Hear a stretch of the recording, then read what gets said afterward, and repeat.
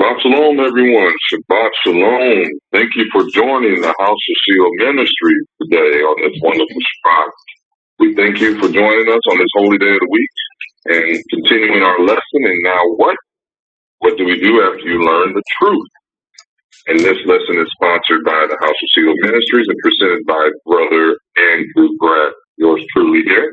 This is part 8, and we are continuing in the lesson where we are demonstrating who is not Israel by proving their history, origin, their genetics. We also looked at maps and scriptures to support what we've talked about so far.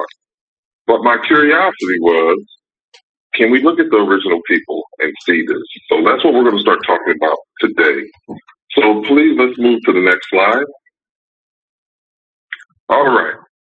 So far, we've talked about the sons of Noah, and we know that Japheth is north and contains the islands, such as Western Europe, for example, Greece, Italy, and so on. Mm-hmm. Ham, according to the origins of where his son settled, is north and northeast Africa, and that included Canaan, which was the early name of Israel. Mm-hmm. Shem is the north or parts of the Arabian Peninsula, some or mixture of the Arabian Peninsula as a whole, and he moves east all the way to Southeast Asia. We know also from the previous lesson that the Ashkenazis are Japhetic in origin. Mm-hmm. And their origins are nowhere near the Arabian Peninsula that they're trying to claim they are. I mean, by the time we got done with part 7, it should be just like, they are absolutely audacious to make these claims, right?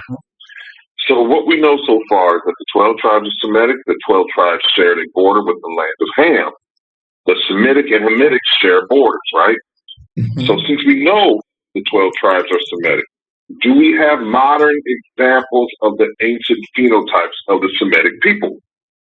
What helps us determine who those are, all we got to do is look at the language.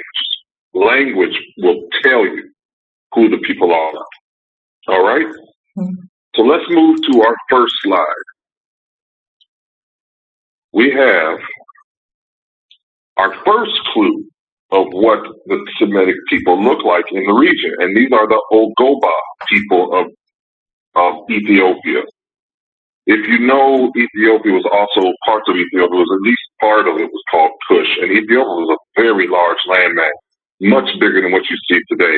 It went into the Arabian Peninsula and all the way across Africa past the midway point. So Ethiopia was a much larger region. They are Semitic, these people. They have a Semitic language.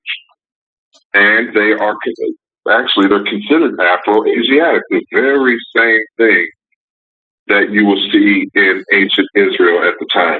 And we'll hint towards that later on in this lesson. Looking at these children and these younger people at the bottom, they are a brown, not real dark, but a dark brown with a slight red with curlier, fuzzy, froey hair texture. All right? I got family that look like this. Especially my wife's side family. Oh my goodness. The little girl in the background looks just like my nephew. Just like my nephew. Coincidentally, my nephew is pretty thin.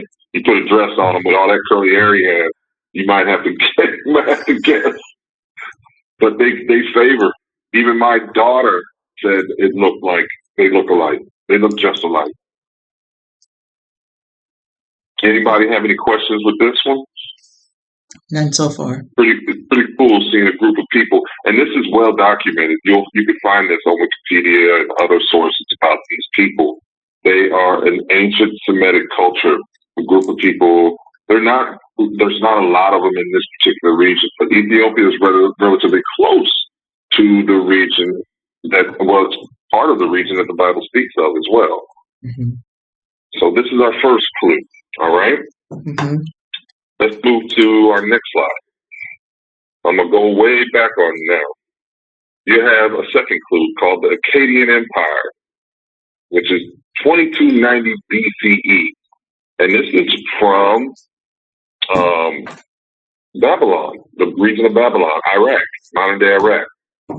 They were Semitic speaking, and they wrote in cuneiform, which we just spoke on. The bronze head is of an Akkadian ruler. Look at the features. There's some full features with a very curly beard. It's pretty decorative.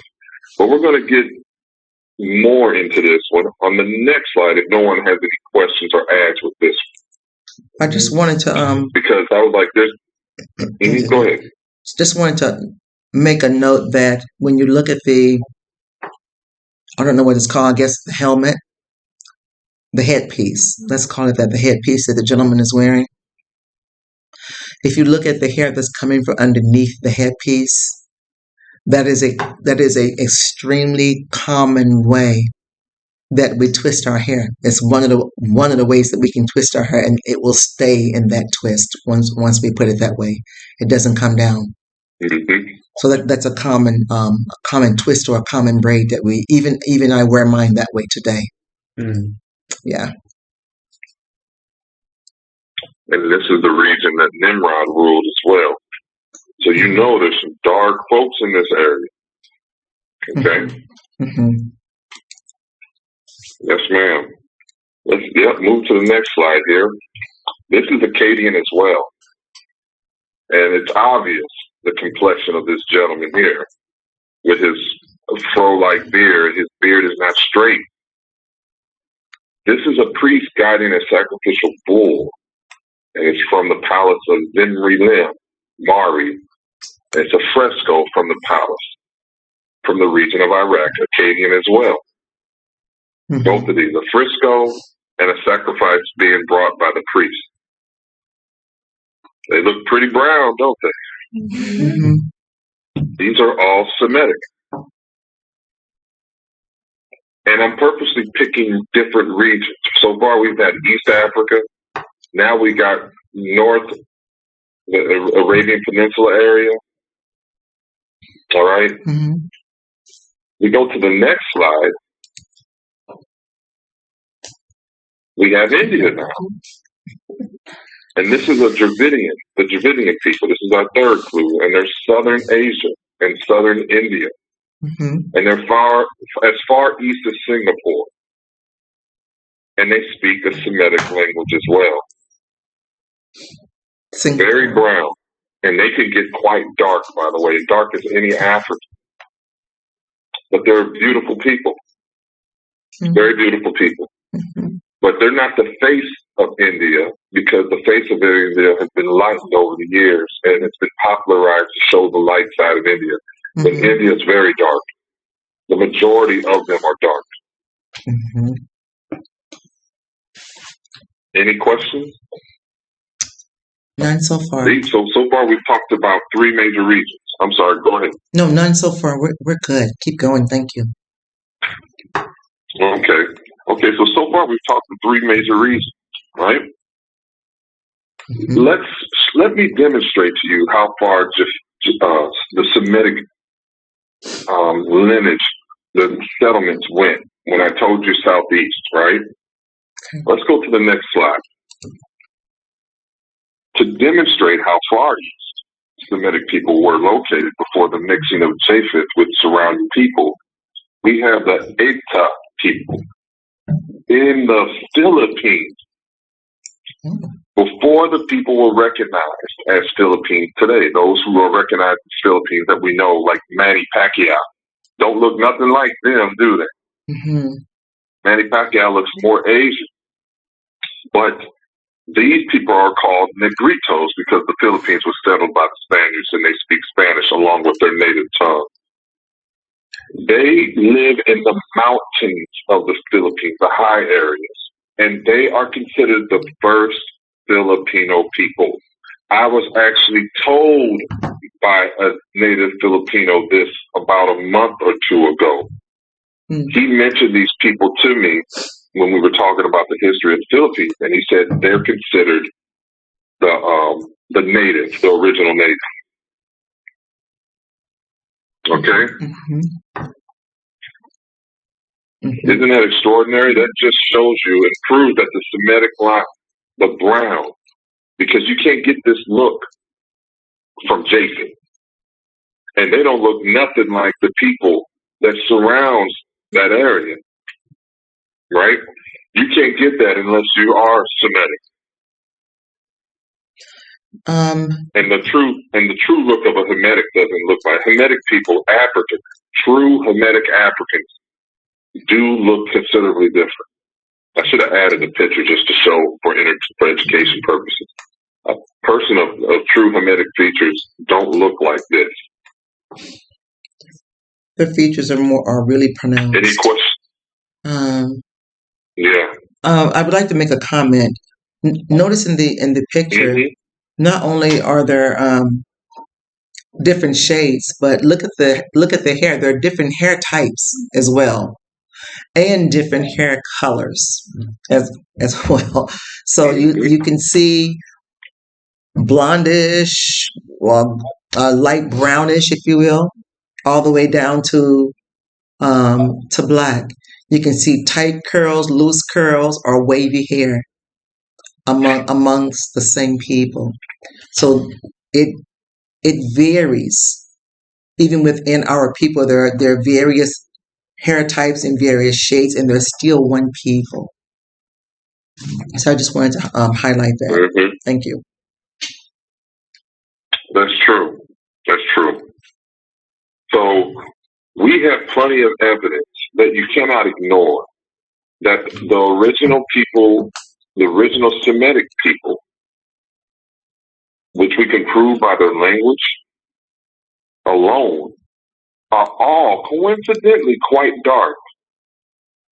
And another thing, do not forget, the Jewish people's language is Yiddish, which is Germanic. It's so Germanic that some of the words that they speak can easily be understood by German speakers. Easily. So they will have to explain this too.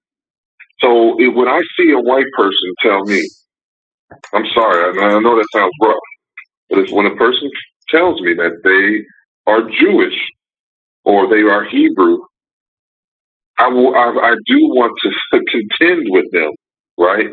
But the problem is that's all they've been taught in their lives. That's what they understand for them to be, and they have no motive to learn outside of that or go find the truth. Very few of them will do that.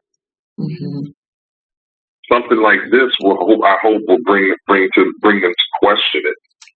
But as we steadily go through this lesson, you're going to realize more and more that you're going to have to re-educate yourself and start thinking differently. Mm-hmm. Mm-hmm. So, anybody want to add to this? I'm going to continue on to the next slide if we have nothing else.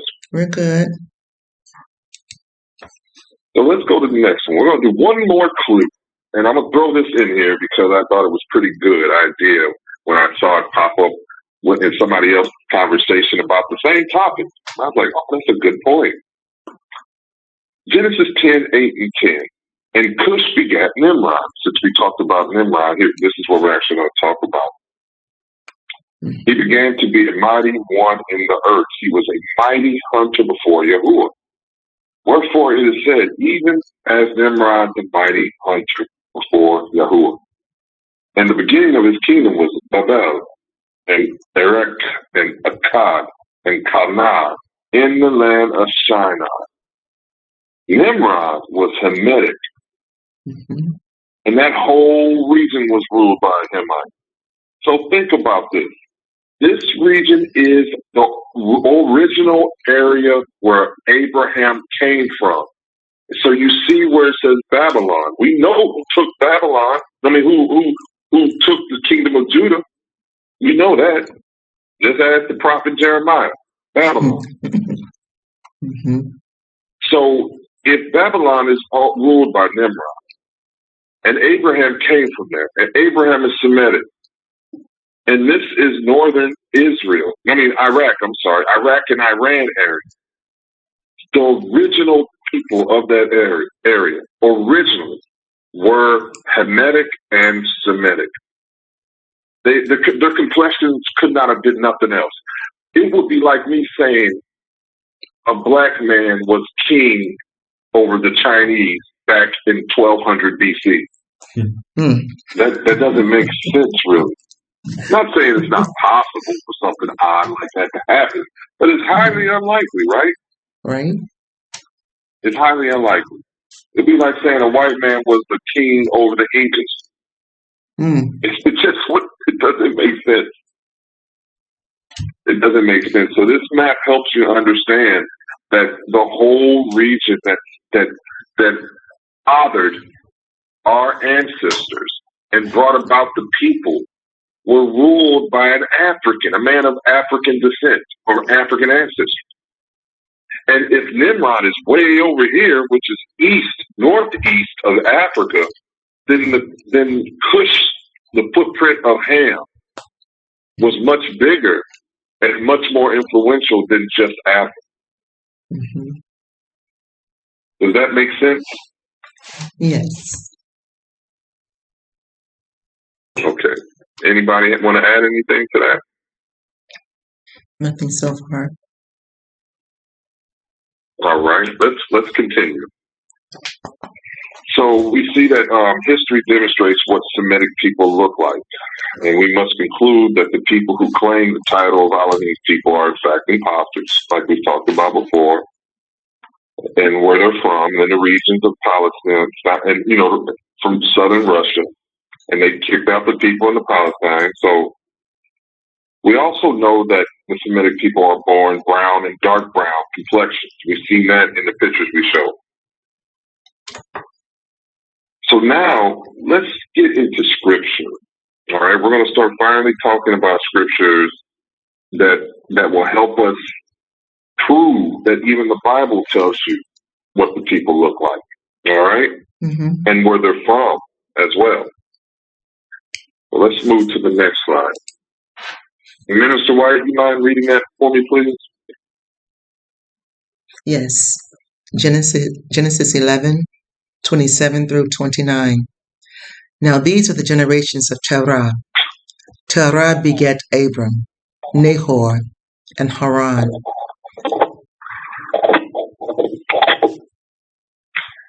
And Haran begat Lot. And Haran died before his father Terah in the land of his nativity in Ur of the Chaldees. And Abram and Nahor took them wives. The name of Abram's wife was Sarai, and the name of Nahor's wife Milcah, the daughter of Haran, the father of Milcah and the father of Iscah. All right, thank you, Minister. So Abraham is from Ur, and you've heard me mention that many times, that I've pointed to the regions. But I'm going to point it out in a map on the next screen for you so you can see that it's right where we've been talking about all this time with the rest of our conversation. Please move to the next screen, please. So if you look where it says Ur of the Chaldees, just above that you'll see a little town called Ur. Right here is Iran and Iraq and Babylon and the kingdom of Nimrod, all of this, right in this area. So again, we see a lot of what we've already talked about, black rulers, dark to dark brown people of various brown shades. All this area was dominated by that skin type because you had Ham and Shem's people here smacked up together. All right? That's the reason why I wanted you to see this map. Can I make a comment also? Is it not? Yes, ma'am. Is it not close where it says Ur? You see where it says Ur of the Chaldees? Look what it's bordering. It's borderlining the Arabian desert. So it makes it clear that this area is hot. If it's near the desert, it's hot, right? It's hot, and the Arabian desert is hot. very hot. So it's unnatural. It's unnatural to find a very light-skinned people living in an oven because that desert is hot. You'll find them in the upper northern regions, which is where you saw Japheth was to begin with. But down here in the desert, in the warmer areas, you find Ham and his descendants, and Shem and his descendants, in the hotter areas. So I just wanted to point that out. Thank you. That supports. I'm sorry. Go ahead, Minister. No, go ahead, Brother Andrew. I was just going to say that supports some of the stuff that I've heard come out. And it's been a while, but in 2003 there was an article that came out that Israel's skin cancer rate was second highest in the world. I wonder why. Because they're in a hot region they don't belong in. I wonder why. It's not theirs. They're in a place they really don't belong. Yes. And if you look now, this map brought things closer for you. You see where it says the Hittite kingdom, and there's like a little castle next to it? That's Turkey. So there you'll find those Turkish names of Ishkas, those villages that were named similar to Ashkenaz, Ashkenaz villages. But above the Black Sea is the Khazarian Empire region. So it's quite far away where Japheth is located and where the Jewish people originated from. So, Minister Ronnie, go ahead, please. Always just to support the comment that Minister White made and comment that you're making now about the skin. In fact, the light-skinned Japheth race does not have the melatonin to deal with a hot environment. They believe that people of our color do not burn because we're dark. That's not why we don't burn. We don't burn because of the melanin they got put into our skin to withstand the heat because of where we live. And so this is why a lot of the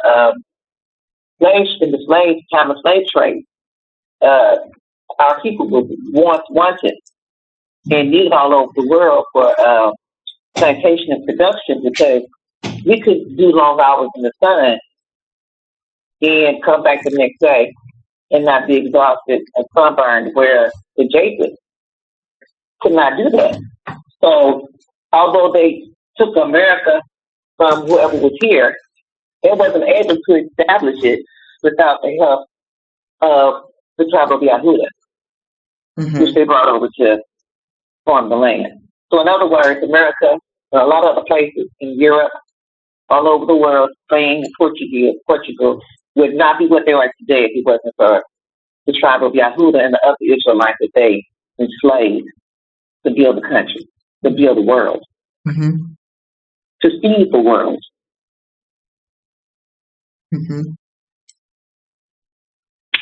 You know, go ahead. We also was skilled in agricultural sciences, so we knew how to pollinate the land, to get it to produce what we needed to produce. We had the scientific advantage of technology in our country for farming, and we brought that knowledge over here and all over the world. As a matter of fact, there's a video that's out right now on YouTube that documents that the Shemites, the Hebrew people, were some of the first people to make bread. There's a document on that, in case anyone is looking for that on Google. That's available. Not Google, I'm sorry, YouTube. It's on YouTube. And the title of that YouTube is called They Invented What? And then it's a question mark. They invented what? Question mark. And you'll find that on YouTube. Well, I got to share this. You're going to have to share me that. I'm going to find that after this lesson because I would love to see that. But I got to share what I just found. Okay. The World Cancer Research Funds International gives the countries with the highest cancer rates of skin cancer, melanoma. Mm-hmm. And nearly every category is white nations. All of them are white nations. And Australia is number one in every single one of them. Every single one of them. Why? Because Australia is a very hot, desert-like continent. In majority of it, it's very arid. Very arid to desert to hot. Mm-hmm. Very hot. You have Australia. Listen to the top 10. These are almost every single category. Australia, New Zealand, Denmark, Netherlands, Norway, Sweden, Switzerland, Germany, Slovenia, and Finland. And it's like this for every category. Then Ireland sneaks up in there a couple of times, which is not a surprise. Non-melanoma, you have U.S. finally popping up. And then you have Montenegro. You have a few Southeast Asians, not a single African nation. Not India. What other dark group? Oh, South America? No islands. No islands. No island. New Zealand, but we know why New Zealand's on there because of the colonialism. Yes. You have Slovakia, Slovenia, Croatia, Serbia. Puerto Rico. So you're right, Minister Ronnie and Minister White. The melanin, I'm telling you, the melanin is meant for this world. It is. It's meant for the sun. It's meant for this world. It's designed for what the sun does. It is. But I just wanted to give you that. Thank you. Now they do have other cancers like non-skin cancers that you'll find in Africa, of course. Then Africa pops up. But for melanoma and all those concerns, you don't see it. You don't see it. All right. All right. Anybody else? We're good. Okay. So let's move to the next slide then. We're going to continue on proving that the region, even according to Scripture, cannot be what we see today. And I'll go ahead and read this.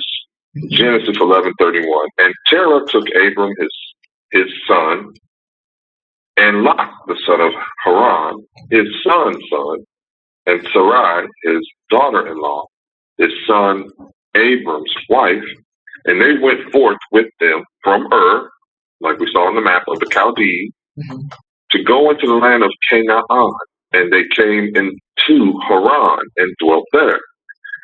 The word Canaan, here's the definition.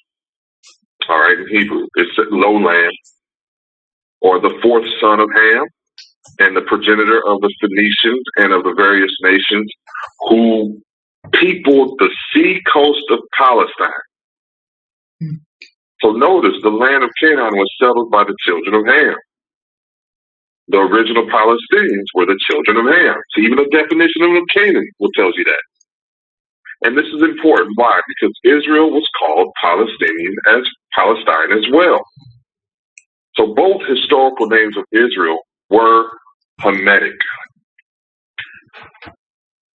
And that's important for people to understand. All right. Anybody want to add to this one?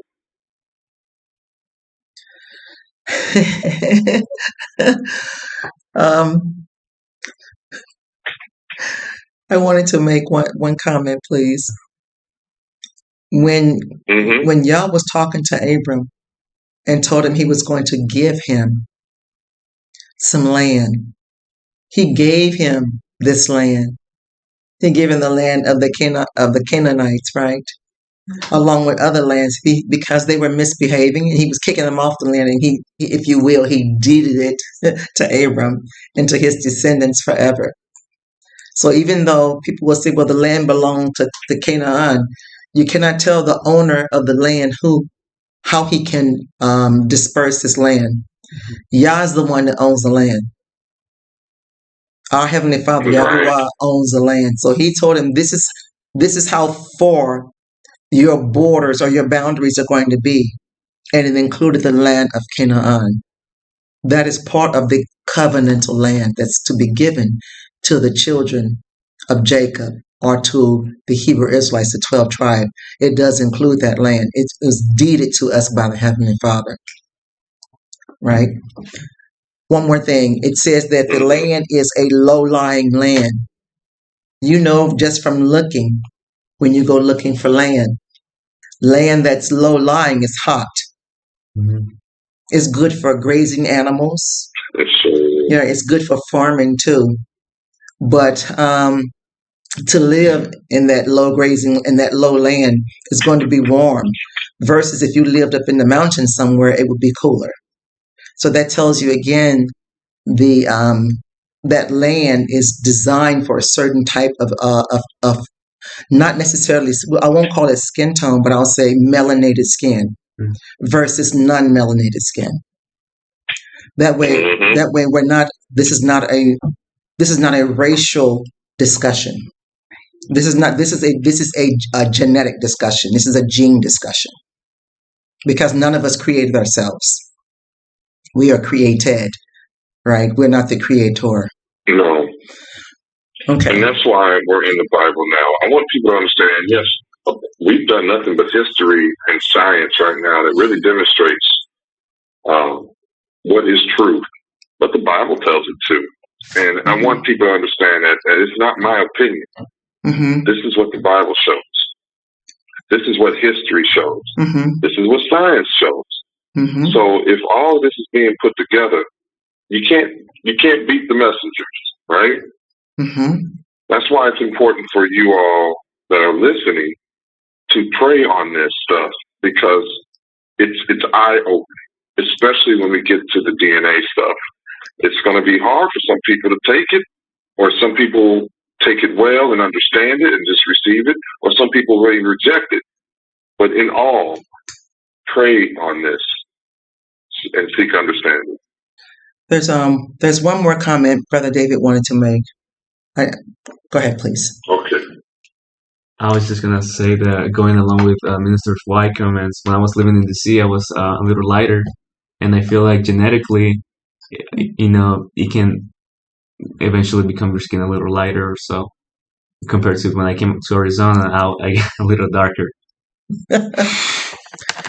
Even myself, if I go to the Midwest, mm-hmm. if I'm there for a year, when I come back, I'll be at least 2 or 3 shades lighter. Mm-hmm.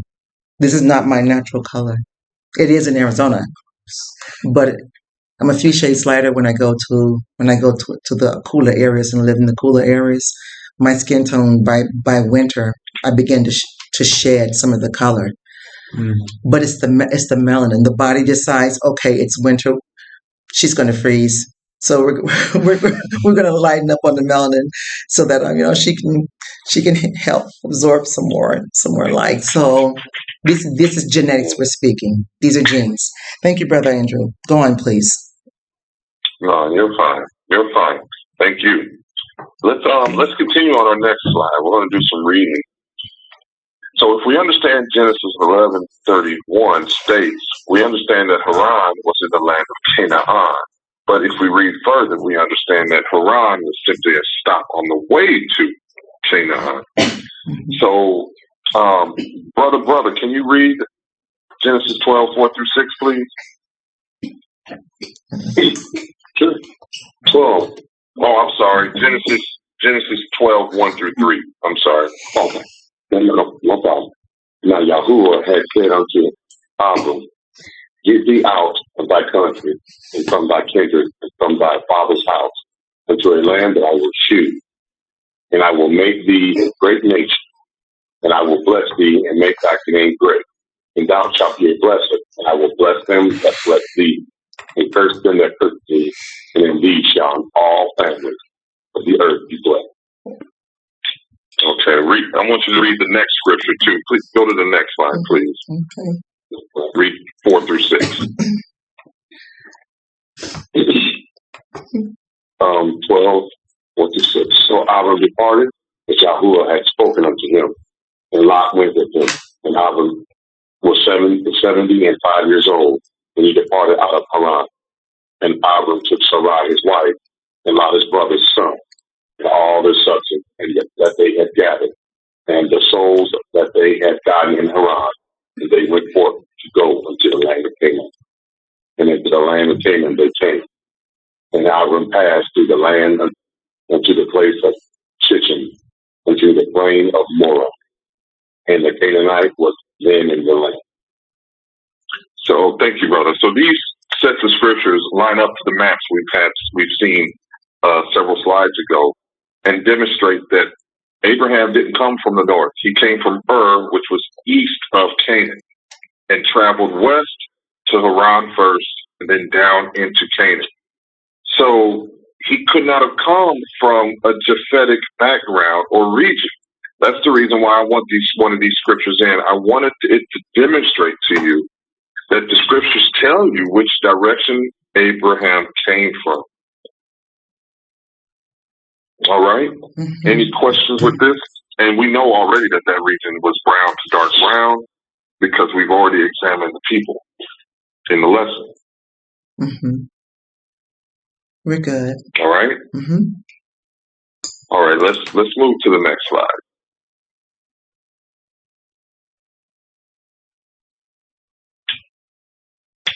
All right, so the clues that we have so far is that Ashkenaz, 90% Khazarian, Turkish, and Mongols, right?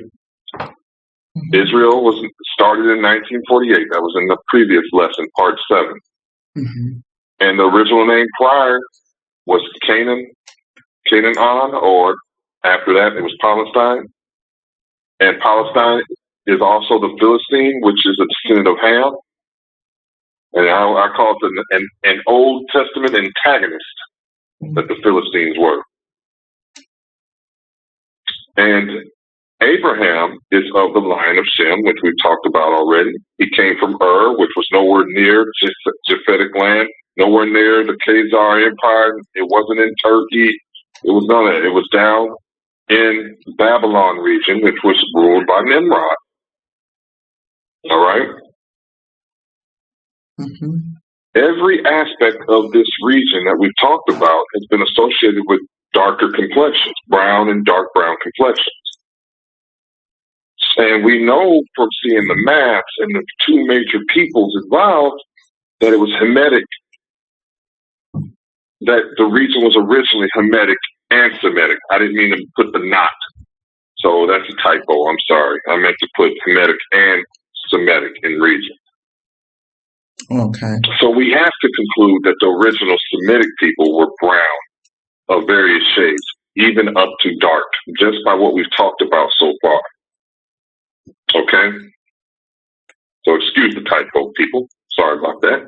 Mm-hmm. One Hamitic and Semitic. Yes, ma'am. In the book of, I think in the book of Jasher, it tells you that Abram did live in the area where Nimrod ruled, because Nimrod wanted him sacrificed. In the book of Jasher, he wanted him sacrificed because he was told by his own priest, by Nimrod's priest, told him that we have seen a star that has been born, and that star is going to control the four corners of the world. So Nimrod was like, well, whoever's child that is, kill him. And he was like, oh, well, that's your high priest's son, Abram. It's Terah, which is Abram's father, right? It was Terah's son, which is Abram. So he said, I want you to bring me your son, Terah. Bring me your son, Abram. We've heard that his star, we've heard about him, how we need to get rid of him because he's going to be a problem for us. So even the book of Jasher confirms that Abram did live in that area where Nimrod ruled. Thank you, Brother Andrew. Yes, ma'am. That is correct. That is correct. Anybody else? No. All right, let's start. Let's examine some more scriptures. Let's move to the next one. So let's talk about Abraham's descendants. So we're going to go right to Jacob and Esau now. These are Isaac's boys, right? Mm-hmm. And Esau is used by people to claim that Hebrews of the Bible were not all brown skinned, but red. And the only way you can be red is if you're white and pale. Mm-hmm. Well, I know white people. And the only time I can make them red is if I slap them on the arm or something. They don't look red to me. So let's read the scriptures. All right, Genesis 25:25. And the first came out red, all over like an hairy garment. And they called his name Esau. So the word here in red in Hebrew is admoni, and it means red or ruddy, the color of blood, man, and earth. Mm-hmm. So my first question is this. I never knew a person that's the color of blood, to be honest with you. I don't know anybody that looks like that.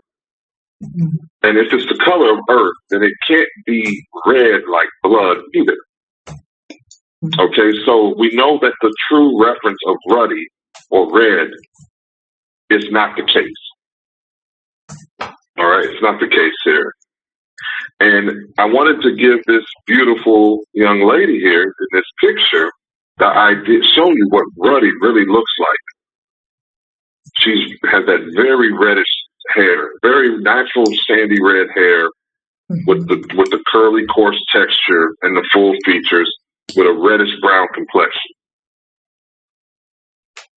She's a fine example, an excellent example of ruddy. Mm-hmm. Okay? Mm-hmm. And we're going to talk more about ruddy later on, by the way. This is not the only time we mention it. All right. Anybody want to add to this one? Absolutely. I will show you. I do better. Mr. Brother Andrew, you did not say that, I can't remember Adam's Hebrew name. Minister White, what is Adam's Hebrew name? Adam. Yep, Adam. He was created with the dirt of the earth, correct? Correct. Yep. So he probably has the same kind of skin tone that anyone else that would have coming from the earth. Yes, ma'am. I believe that's in this lesson. Oh. We use a different scripture, but it brings up that very word. We'll talk on it a little later in the lesson. Mm-hmm. Yep. Thank you, Brother Andrew. Yeah. Oh no, you're welcome, Minister. Who else? I know somebody else had something. Sister Lily has a comment she wants to make. Either that or a question, I'm not sure. Well, it's really a comment.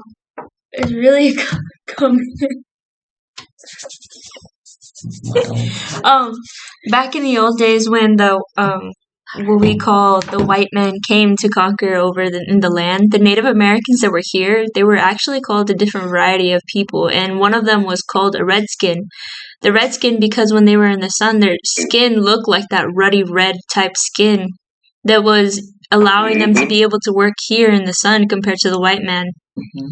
So the white man would literally skin Native Americans for their color of their skins. That's another thing too. Yeah. Mm-hmm. That's true. That's very true. And you can find archival photos that hint to the darkness of the Native Americans. True. And they call him Red Man for a reason. Mm-hmm. That really hints to the real understanding of what the word means. They knew good and well it doesn't mean crayon red to call somebody crayon red. Come on. Blood red. True. Not a human in the world that was ever looked like that. If anybody else, I think we had somebody else. I wanted to mention that King David was called a ruddy color, and they said he was a good-looking man. They said King David was ruddy and good-looking. And then the next point I wanted to highlight is when you look in the book of Exodus, it tells you that to clean the temple, you need something called a red heifer. Well, that red heifer is really a ruddy heifer, not We'll see that too. Oh, okay. Well, all right. We're going to see that too. All right. All right. Yep, that's true. That's true. I'm glad you said that, because that just proves that it's out there to see the truth, people. We can see the truth. Just use common sense. If somebody's red, they're not going to be the crayon red, and they're definitely not going to be red because their skin is pale. I mean, you can look at some of the fairest people in the world, an Irish person. Now, my neighbor has Irish genes, and she's very fair. She's so fair, she cannot tan. She doesn't get darker, nothing. She has no melanin. She don't look red at all. You hear me? She just looks very, very fair, very pale, because she doesn't have melanin. So, all right. Anybody else? We'll go ahead and move on to the next. All right. Now, these scriptures are well known, but I want people to make sure that in our audience to think through what they say. Okay? So Genesis 37, 26, 27. And Judah said unto his brethren, what profit it is if we slay our brother, right, Joseph, and conceal his blood? Come and let us sell him to the Ishmaelites, and let not our hand be upon him, for he is our brother and our flesh, and his brethren were content. So, like I said, everybody knows Joseph's story, right? Being sold. We skip down to verse 36, and we see that the Midianites sold him into Egypt unto Potiphar, an officer of Pharaoh's and captain of the guard. All right, so we already know he's in Ham's territory now, because it's Mitzrayim. Egypt is Mitzrayim.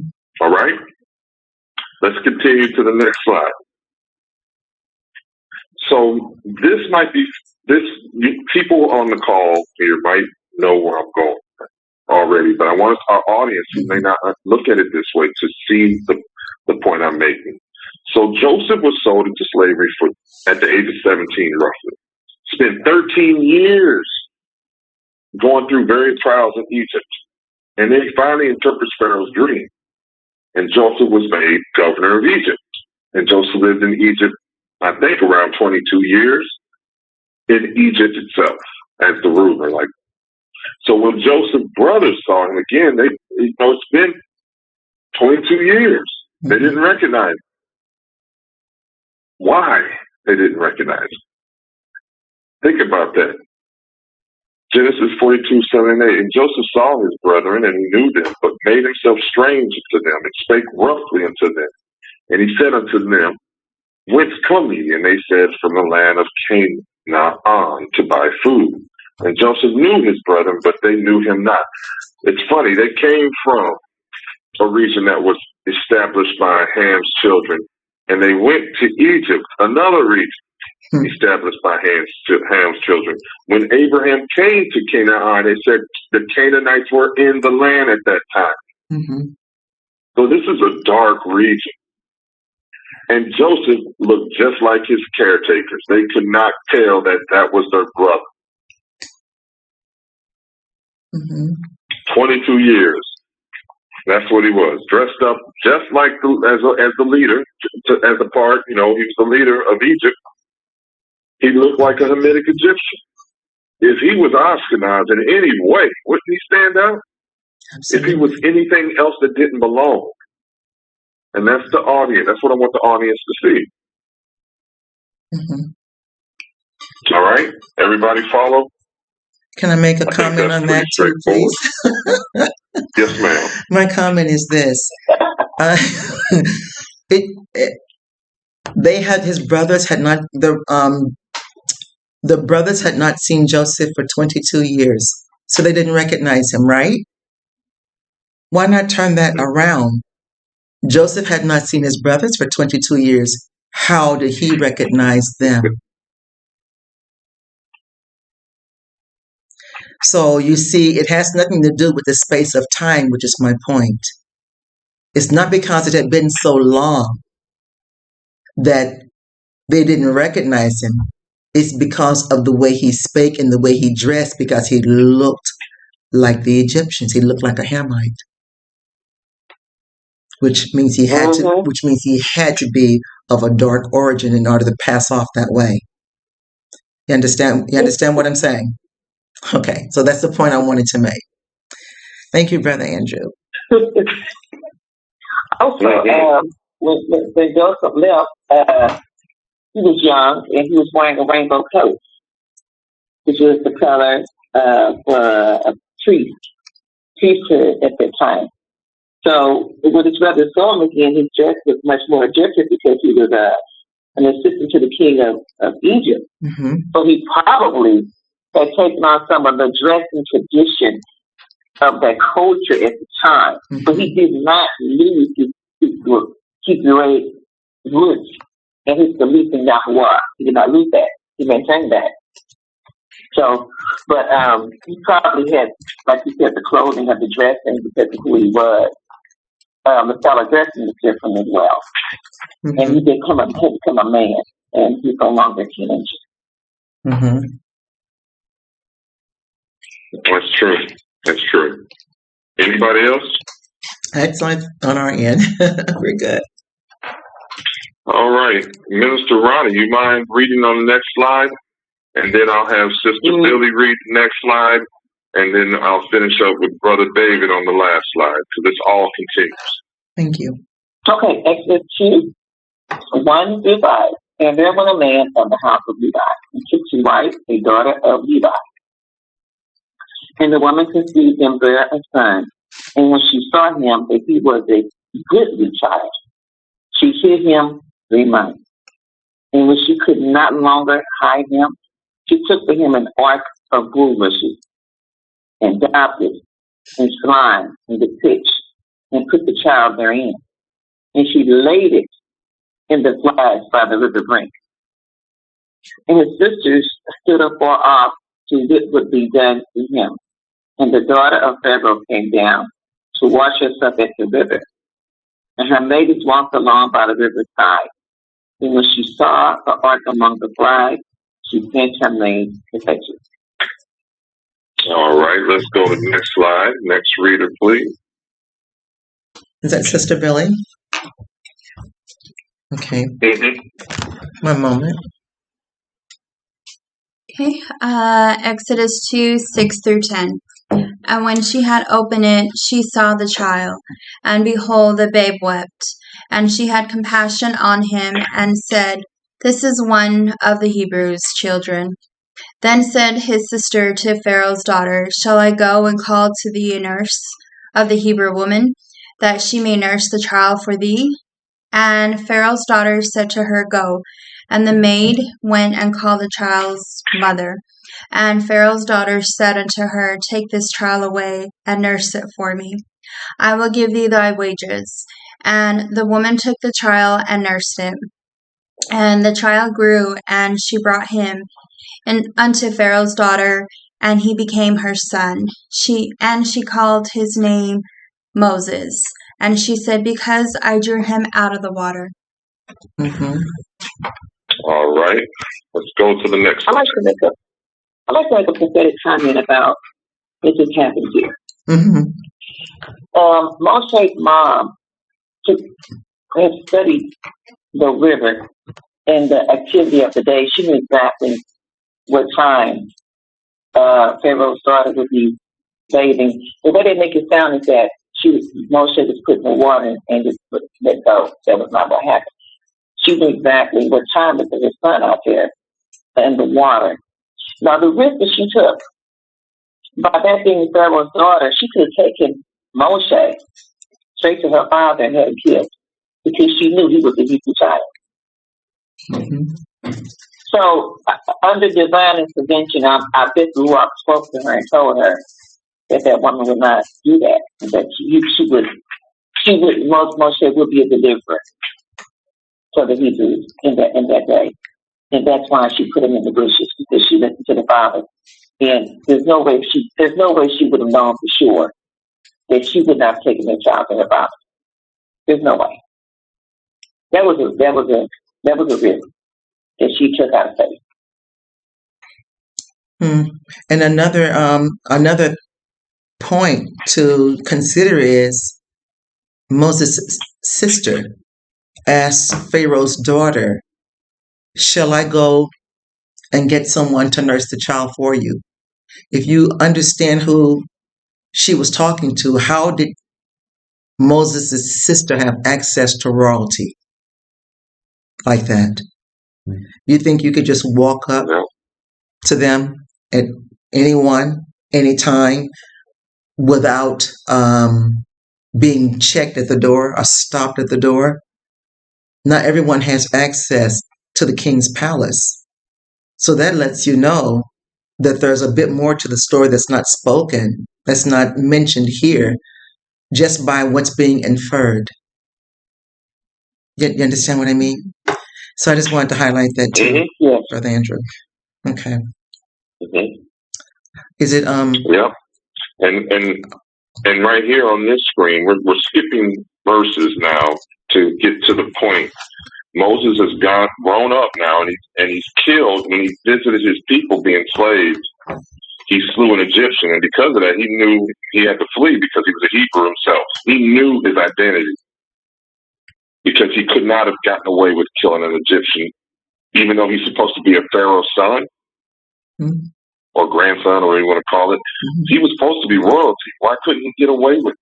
Because it was clear that his identity was made clear to him early on.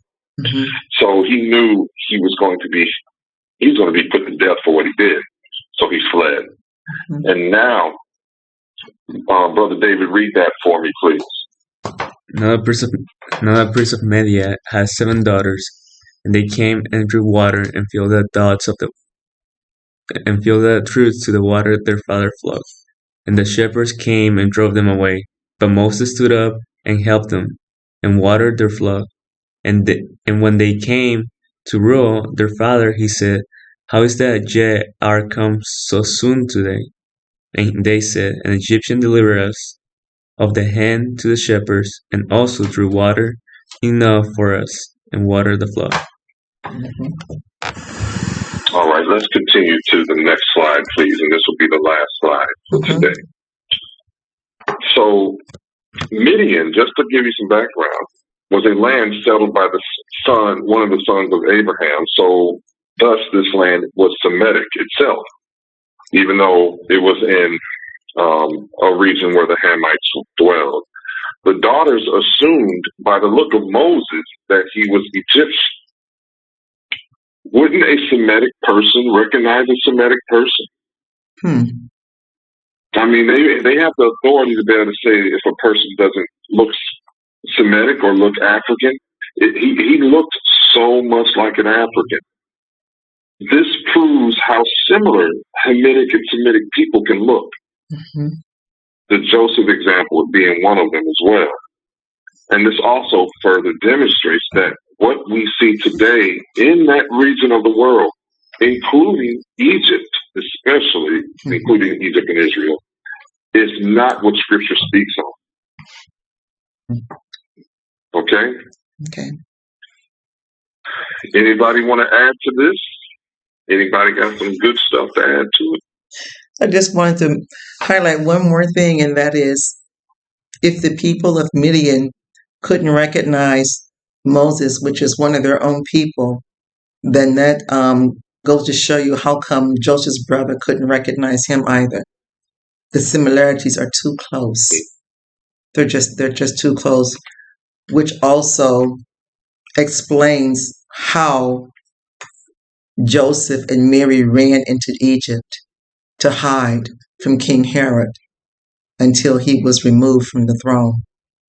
An Ashkenazi cannot hide in Egypt. At least back in those days, he couldn't. Right? Only the Hamitic and the Semitic can hide together and not be able to tell one from the other because of the great similarities that they have. So I just wanted to point that out before we close. Okay. All right. Anybody else? Well, we thank you once again for the audience and everyone else that's on the call, joining the House of Shiloh Ministries for this lesson on this wonderful Shabbat. We thank you so much. We don't take it lightly. It's a blessing to be able to speak and teach And we enjoy everyone that puts their input and effort into all this as well. Thank you all for joining us, and we look forward to you joining us again on part 9, where we continue discovering the true people of Israel according to Scripture. Shalom. And don't forget to pray about everything that's being presented to you, and ask the Ruach HaKodesh to help you to connect the dots that may be, lacking clarity or missing in your thoughts, in your understanding. And if you just continue to hang with us, we'll continue to piece this together until the whole mosaic piece comes together as one. So thank you for joining us again, those who are present, those of you who are online, and those who will visit with us via YouTube in the near future. Shabbat Shalom.